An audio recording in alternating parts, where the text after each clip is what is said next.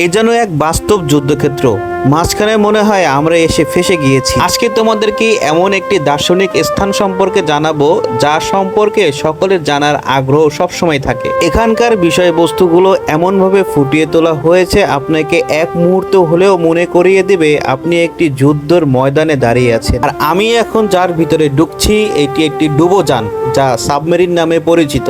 যুদ্ধের ময়দানে এক মুহূর্তের জন্য এই সাবমেরিন এক নিমেষে যুদ্ধের পরিবেশ পরিবর্তন করে দিতে পারে। তবে আমি সম্পূর্ণ ভিডিও করতে পারিনি, কারণ এখানে ভিডিও করা সম্পূর্ণ নিষেধ ছিল। অল্প স্বল্প জায়গার ভিতরে 10 থেকে 15 জন নাবিক থাকার জন্য এই সাবমেরিনের ভিতরে কিছু জায়গা তৈরি করা হয়েছে। তার ভিতরে থাকার স্থান, গোলাবারুদ এবং বড়সড় নেটওয়ার্কিং সিস্টেম সবকিছু মিলিয়ে এই যন্ত্রটি তৈরি করা হয়েছে এক মরণঘাতী অস্ত্র। আর এই জলযানের পাশেই তৈরি করা হয়েছে প্রজেক্টর দিয়ে এক সুন্দর সামুদ্রিক দৃশ্য। কিছুক্ষণের জন্য আপনার মনে হবে আপনি সমুদ্রের তলদেশে হারিয়ে গিয়ে, তবে বাস্তবে কোনোটাই সত্য নয়। এটি একটি 3D প্রজেক্টর।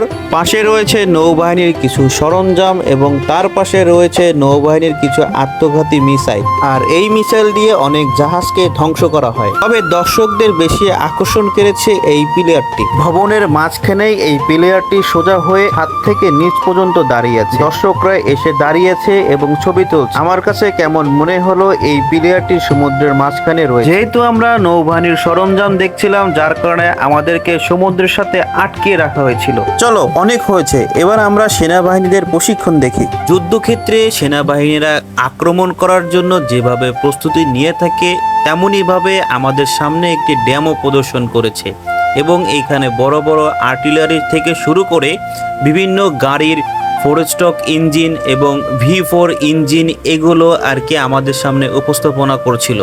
যেহেতু আমরা মেকানিক্যালের স্টুডেন্ট ছিলাম, যার কারণে আমাদের কৌতূহল কমতি ছিল না। আমরা যে যার মতো প্রশ্ন করছিলাম, এই পিস্টনটি কেমন হবে, এই মেশিনটি কেমন হবে, ফ্লাইহুইল কোথায়, এরকম উদ্বাগ যত সব প্রশ্ন করতেছিলাম আমার এই বন্ধুর কাছে। হাত দিয়ে নিষেধ, কেন হাত দিয়ে? হ্যাঁ, হাত দেন। আপনি হাত দিচ্ছেন কেন? ও আমি দেখালাম তোকে হাত দিয়ে নিষেধ, হাত দিয়ে যাবে না। প্রথম দেখায় তোমরা মনে করতে পারো বাংলা সিনেমার আসলাম ভাইয়ের সেই গাড়িটি।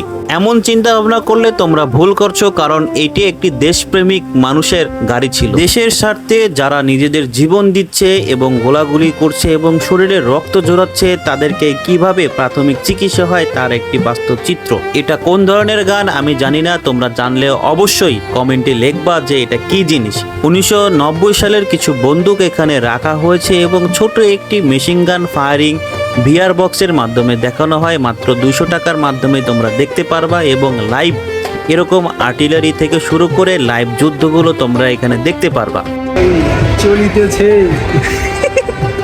কেসা লাগা তোমার এখানে আসার পর? কেমন লাগছে? কেন? আর্মি আর নৌবাহিনী ভাই এগুলো কই না ভাই, ভাই পরের দিন করে ধরে নিয়ে যাবে ভাই, তাই না ভাই? ঠিক।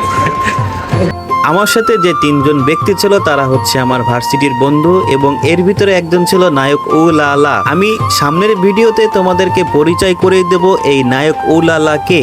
তবে তোমরা এখন দেখতে পাচ্ছ আর্মিদের ব্যবহৃত কিছু অস্ত্র যা আর্মিরা যুদ্ধক্ষেত্রে ব্যবহার করে থাকে। এই অস্ত্র আবিষ্কার হওয়ার পর থেকে কত মানুষের জীবন গিয়েছে আমি সেটাই চিন্তা করি। আমার মনে হয় আবিষ্কারের চরম একটা ভুল ছিল এই ধরনের অস্ত্রগুলো আবিষ্কার হওয়া। হাজার হাজার মানুষের এই অস্ত্রের কারণে জীবন গিয়েছে।